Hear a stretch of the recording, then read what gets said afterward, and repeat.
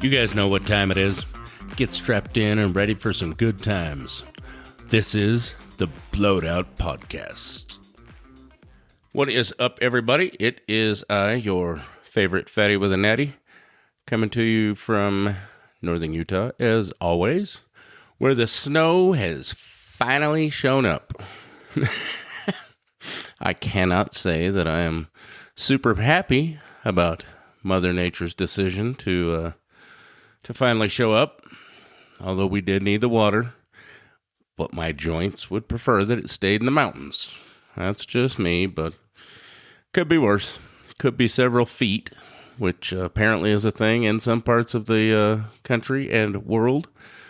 So, unless you guys are out shredding it and enjoy it, my apologies if you're buried under feet of snow. Unfortunately, that means I had to have a conversation with my teenager this evening about being a teenager in the snow. Which, yes, we all were at one point, and yeah, that's how we got better, for sure. But there's a big difference between having fun in a parking lot or, just jamming around in the snowdrifts and driving like an asshat because you're impatient and after it's dropped to 22 degrees when it's a solid sheet of ice. Remember, kids, all-wheel drive does not equate all-wheel stop, especially on ice, especially in a light little scuba-roo. So, just saying, there is your PSA for this episode, or at least the first one. You never know, there may be more. It's hard to say. I also remember a time when that was probably the most fun we could possibly have. I don't know about you guys, but I took immense amounts of pleasure in going out and seeing how many times I could possibly spin whatever vehicle it was at the moment in the snow. Things aren't like they used to be, though. We used to just get yelled at and told to go home, or, absolute worst case, maybe we bounce it off a curb. I do know one chunky individual that decided to do it in a not empty parking lot once, and that bit him in the ass. His spare tire carrier on the back of his Jeep decided to punch 3 perfect wheel stud holes in the quarter panel of a Toyota Corolla. Well, these things happen, and also taught us a valuable life lesson that I have been ignoring for, the 30, however many years it's been since that occurred. It's still fun.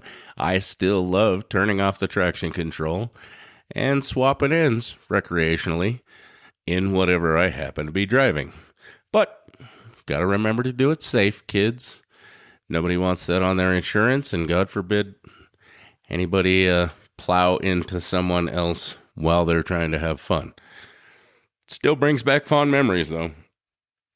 Seems to be a recurring theme, however, with our youth, and let's be fair, not just our youth, learning things the hard way, or refusing to believe that older, wiser, quote-unquote, unks or boomers or whatever else I've been called for whatever reason, that we don't know, like, possibly more than their 18-year-old ass does from experience alone. This shit cracks me up. As much as I remember being that kid, I still don't feel like it was that bad when we were that age, or at least when I was that age. Yeah, I knew a lot of shit, and I thought I knew a lot more shit than I probably did, but man, it wasn't like it is today. I think that, going back to the whole Tylenol thing, I think it's in the water like fluoride. It has to be. That is the only logical explanation for a lot of these kids nowadays. And by kid, I mean, I don't know, 35 and younger. I guess that really does make me sound like the get off my lawn guy now. But, sometimes it tracks, and I don't necessarily feel bad about it. I don't know about you guys. Now, that's not to say that they're all that way, of course. There are plenty of folks over 35 that are still that way, that maybe just sprinkled Tylenol on their Cheerios or something, or their Frosty Flakes, or, watched, it was like Mikey, because Mikey liked it, they did too. That's it. Damn. I just had a flashback to those commercials. I love the shit out of life. Cereal. There used to be a lot of good-ass cereals. There used to be a lot of good-ass stuff that isn't the same way anymore. Right? I feel like that's a thing. And not just because of inflation or cost-cutting. All of those things that were just really damn good when we were younger aren't anymore. And I don't think that's a refined palate. So many places have changed their recipes or formulations. For instance, you can no longer get rice checks that have a coating, and I wish I could remember it verbatim, but a super advanced coating that you can also spray on the bottom of your sled and rock it down the hill. For those of you who know one of the greatest Christmas movies ever, I hope you appreciate that reference. But I don't think there's any use crying over what used to be, because, in my opinion, I don't think most of the things will ever go back to the way they once were, including pretty much just the world as we know it.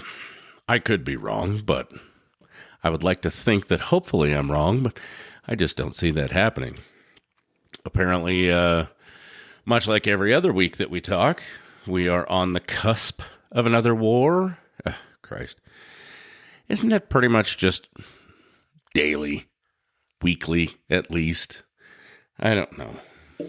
More things that mainstream media just wants to pipe right down anyone's throat who will have it, to, monger fear, or, I don't know, possibly stimulate toilet paper sales and bottled water, because God knows that's what'll happen. Hey, Lord. Anyhow, I got distracted and sidetracked there. Let's get back on topic, shall we? Come on. We all know that's a crock of shit. There is no on topic or on subject. That would fall under the same category as AOC thinking that Venezuela is below the equator. I don't know if you guys saw or heard some of the just ridiculousness that came out of her mouth. Well, she thought she was going to go over to Munich, I believe it was, and just lay out how she's the best thing that's ever going to happen to this country, and failed miserably. God. Well, I don't know why she doesn't pay attention when everyone told her she's not the sharpest tool in the shed. That, Lord, that's about the same as Cardi B, whatever that is, falling off her chair the other night at a concert because her big ass, gross, fake butt cheeks, I guess, slipped off the back. God, I don't know. You can't make this shit up, but it's way more entertaining than, at least the mundane stuff that's going on in the daily media feed. I just keep up enough for jokes or shit to laugh at and make fun of. Though, as a fellow chunky person, now that kind of checks out, because we did have a couple of small earthquakes in the area this past week. Huh. I feel like there's a fat joke buried in there somewhere. But I can secretly enjoy that because I am. Speaking of just the daily mainstream vomit feed, why is it that ICE protests and rallies have seemingly gone up in numbers and gotten way more popular and way more prominent now that they are actually downsizing and pulling out of Minnesota? Like, apparently the same folks who have been fed all these things don't pay attention enough to know that they don't have to go stand out in the cold. All 10 of them with their signs, hoping, for change, hope and change, because that worked out so well, right? Come on, guys. You do you, but I'm going to stay inside where it's warm. I think we've established that many times over. We already know there's no good solution. Just like the Epstein file thing, yes, there's a lot of horrific shit in there. And I think, you guys know I don't typically go back and listen to past episodes, which I probably should, but I know I touched on it last time. But I have read a lot of the stuff, now I recall. But apparently it just continues for way worse stuff. And again, it just seems like so far-fetched, but people, and I don't know if this applies to any of you guys, but folks are just eating this stuff up. Which, that's another thing, like, we really believe that they're eating children? Now, do I think that is outside the realm of possibility? Absolutely not. But doesn't it seem like a Stranger Things or a Black Mirror episode at this point? I mean, for the love of God. We all know that there's a bunch of horrific stuff in there, but now the list has just literally gotten any godforsaken thing you can possibly dream up. Like what can you put into your Google search bar that's just the worst thing you can possibly think of? Apparently that's just in the files. Again, I don't think, or I'm not saying that it isn't possible. I'm just saying that when it literally reads like something that is so unfathomable, how are we supposed to take that for face value? And that's genuinely my question. If all of these godforsaken horrific things did occur, then absolutely these folks need to be accountable and punished and all of the things that go along with that. But again, how are all these horrific things out of this one story? And I realize that that's a broad blanket, I guess, a broad way to blanket the years and years and years of, all these places, New York, Florida, the island, California. I'm not trying to downplay it. I'm just saying it seems so completely unbelievable that me personally, I'm going to need some irrefutable proof, like concrete-ass evidence, before I just jump on board with they were eating children and, sacrifice. Just some of the shit is, like I said, completely out in left field. I really hope that I'm on the right track and that a lot of it is purely fabricated out of hate and wanting to see people, certain people, burn at the stake for these god-awful things. I really, truly hope that a lot of that shit, if not all of it, obviously, did not take place. I really hope that's the case. I think this is something that a lot of us, or most of us, and maybe not, maybe it's just me, take for granted. The fact of whistleblowing, or how easy, rather, it is to just call, a random, not even random, obviously, but, an agency hotline or a tip hotline, FBI, the local police, the CIA, I don't know, Google, I'm sure you can find all kinds of shit and all kinds of numbers to call with whatever horrific random thing you want to fabricate because you hate some person or you wish ill will upon some person, that you can just call one of those numbers and report some egregious, just whatever. Like I said, just wholly fabricated, off-the-wall shit. And because it's some anonymous tip line, like, they are, at least to a certain degree, compelled or liable to have to investigate it, at least, to within a reasonable doubt.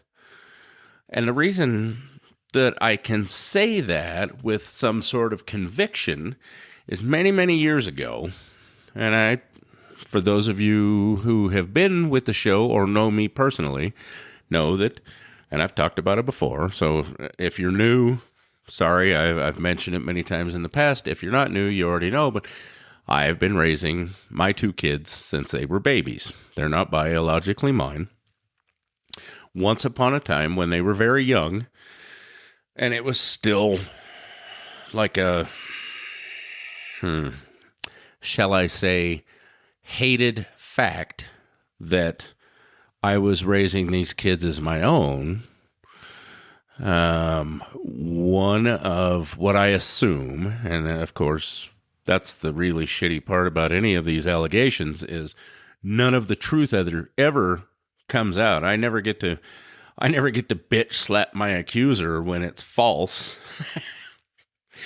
But I promise I would have if I could have. But many, many moons ago, when, like I said, a lot of folks were upset, one or two very in particular, that I was raising these 2 kids, and they wanted to try and throw what I assume is throw a wrench into it, called some sort of hotline, and I had DCFS show up at my door of my pretty nice house that I owned and had lived there for many, many years with, a good government job, like, I throw down on the weekends and we do burnouts and in the driveway and, drink beers and dumb shit, but I'm not a dirtbag by any means. So they showed up and said that they had received a tip from a concerned individual that had reported my kids, the kids, as being abused in a, just horrific living conditions, dog shit just all over the floor, walls falling apart, black mold, guns and drugs and shit just everywhere. And I had to answer the door to these folks and let them into my home and stand there like an asshole and prove to them that none of those things were true. None. I mean, was there possibly a pile of beer cans out in the garage in what used to be my shop? Sure. Were there guns? Of course. They weren't mine, obviously. I would never personally own a firearm, but I used to let folks stash them at my house. Also untrue, but it wasn't like there was just guns and drugs and shit laying everywhere. And there certainly wasn't.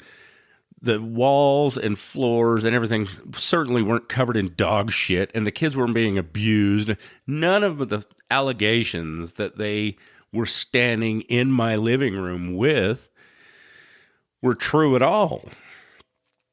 And that is why, like I said, I can say this with some conviction, is it is very easy to just call one of these numbers and say some bullshit because you don't like the person or you wish ill will upon that person.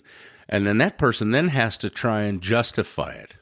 And like I said, I spent like 2 hours with these folks in my house showing them, here is a gun safe which houses firearms that also has this nifty lock where the kids can't get at it. And as you can see, my floors and walls are nice and clean. The countertops, there are no drugs on the property. I'm a government employee. Those things don't fare well. Now, does that mean they don't happen? Of course not. However, in this case, all of it was false, and it was literally someone just trying to throw me under the bus to get whatever, reaction to where they took the kids, or at least took them away from me. So I take this shit real personal, and again, unless you have some concrete proof, that's the only way I'm going to buy this shit, because I know firsthand that people just talk shit and say whatever the hell they want. So, as far as I'm concerned, do I think that the Epstein list has a whole bunch of truth to it? Absolutely. But in 33,000 pages or some ridiculous thing, do I think that there's probably a whole ton of bullshit and lies? You bet your sweet ass I do. And again, till you prove me otherwise, I have to stand with the poor bastards who possibly are just getting falsely accused because somebody doesn't like them. I realize that makes me a bad guy. You guys know, you prove to me that somebody's a pedophile or a chomo or whatever, I will gladly volunteer to curb stomp somebody. But without proof, that's just throwing somebody under the bus. And I don't know how many of you have ever laid under a bus, but it ain't pretty. It stinks. It's dirty. It's greasy. And usually, it's just not a good place to be. So, I'm going to need more than just, some highlighted names or some redacted shit. And again, I know that doesn't sit well with some folks, but if you think about it, if it was you, you would damn sure want to see the proof. Sorry. Are you a business owner or marketing director for your company? Would you like to explore the potential benefits of advertising on the show? The Blowed Out podcast currently reaches listeners in over 104 cities spread across 13 countries worldwide. To explore advertising options, including budgeting and frequency, email us at blowedoutpodcast@gmail.com and be sure to include marketing in the subject line.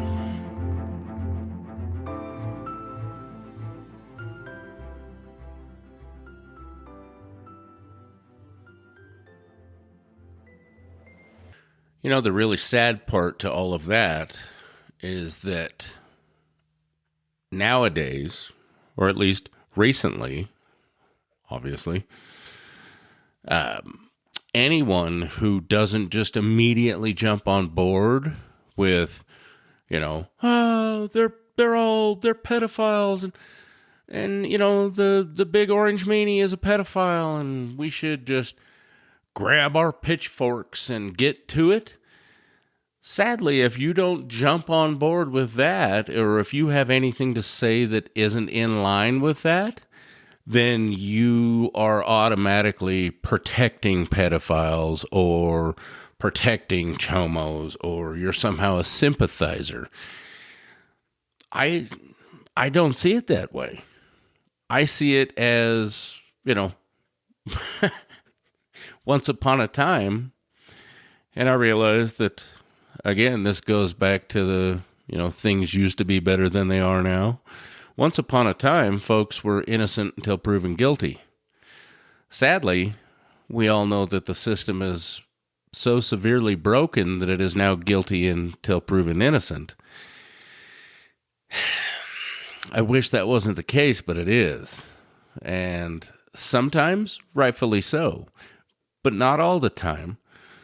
So I don't think that it's fair and just to assume that just because they're crooks and liars and thieves also means they're pedophiles or chomos or eat children or anything else that has been, accused of them. But again, by damn it, if you say anything other than they are, then you're the bad guy. I don't know. Sadly, nowadays, it doesn't matter what it is. It could be, especially on social media, which you guys all already know this, but it could be an apple, and you're going to get a couple hundred people that will argue with you that it's an orange. Or, it could be black, and someone's going to scream that it's white, or, anything along those lines. It doesn't matter. It's literally just the division and the, I don't know if it's the want to be right, or if it's literally just a bandwagon thing. I don't know. I honestly can't put my finger on it. And I'm no doctor. I've played one several times over the years, not even on TV, but I can't speak psychologically to how that somehow has manifested itself to be so prominent in today's society. But it is, and that is why I am such a huge advocate of free thinking. And don't take sides. Like, I don't take any side. I take my own damn side. Or, if you came to me and said, hey, this is my side, and here's the proof, and here's all these people that are taking the other side, I'll back you if you have proof.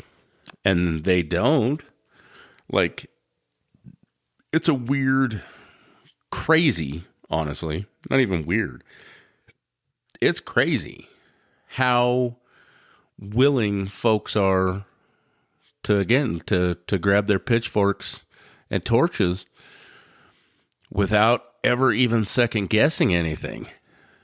And that's, again, that's just the world we're living in now. And I wish it made more sense, honestly. At least for me, I need it to make more sense, because this shit's wild. But at the end of the day, it is what it is, and we get what we get, right? What was it when we were young? We get what we get, and we don't throw a fit. Apparently, that's just the new normal, guys. A handful of episodes back, I recall talking about the fact that if we could all just maybe sit on a beach, eat some good food, listen to some good music, the world would be a better place. We could all just get along better. I maintain that. And I just went outside to make sure that it was still 22 degrees, and I was thinking how nice it would be to just go and sit somewhere in a 105-degree hot tub with a cold-ass drink and a good view. How nice would that be? So if anyone's listening that may happen to have, like an Airbnb, or maybe want some advertising in Lava Hot Springs, or, I don't know, Aspen or Park City, or I don't know, somewhere that's close with a hot tub and a view that might be willing to trade a weekend on the veranda for some advertising, I would gladly entertain that conversation. I would also like to reach out to anyone locally. I already warned you guys, we're coming up on hill climb season again, and X12, Utah's only hill climb, is ramping up to be a fantastic year. We have officially secured the Rockwell Points series back to this event. So that's a big thing. All the pro guys can get their points in. We are, however, looking for someone in the northern Utah area, if you're listening, that may be able to sponsor or help us out with a water truck. We're going to need a water truck for a few days. We've had some things in the past, and we'll figure it out. But if someone maybe wants some advertising time or would like to talk about a sponsorship for a water truck, please hit us up or hit me up. That's coming up on May 1st and 2nd in Plymouth, Utah.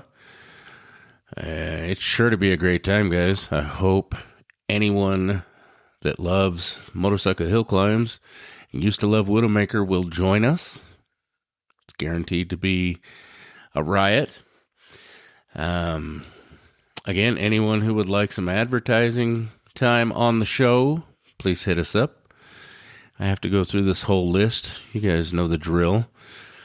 If there's something you'd like me to talk about or want to discuss or hear me, I don't know, reminisce about, if you're somebody who knows some stories of the past and would like me to drag them up on the show, hit me up. I'm trying to think what else. If you would like some stickers, also going to be making another run, my Utah accent came through there. Another run of t-shirts, and I'm entertaining some hats. So if you guys are interested in some swag, hit me up, and we can get something done there to get some swag sent out to you. All the way around, if you enjoy the show, tell a friend, tell your family, tell a neighbor, coworker, tell anybody. Spotify, iHeart, Apple, Amazon. I mean, you guys know, wherever you're listening. Still looking for that elusive South America listener or listeners, ideally. I did find out, and I can't remember if I mentioned it last episode or not, but YouTube apparently will now translate the show into, I believe, 9 languages, is what I was reading. So if someone needs it translated, you can get that done on YouTube automatically. So, throw us a bone, a like and a follow. Hit us up, as always. It's that time of year. If you've got some charity stuff coming up, if we can help in the community or anything else, just, you know where to find us. blowedoutpodcast@gmail.com. On all the social medias, TikTok. I do often do things on TikTok. I don't know how to look for hashtag blowedoutpodcast because the account is in my name. So that probably doesn't pop up often, but who knows? Anyhow, as always, guys, be safe. Keep your heads on a swivel. Try and be good to one another. Love one another. Even little things. I don't know if, the planets are aligned or Mercury is in retrograde or I don't know what's going on, but the last few days there's been some funky energy, and I was gonna say I have been in a mood to smash Uranus, but that doesn't really pan out well in this context. So hopefully everything just kind of mellows out and everybody doesn't get in a mood. Hopefully all the bad energy will leave and everything will be hunky-dory again. Till then, you don't be thirsty. Have a cold drink, and we'll talk to you guys real soon. Love y'all. Cheers.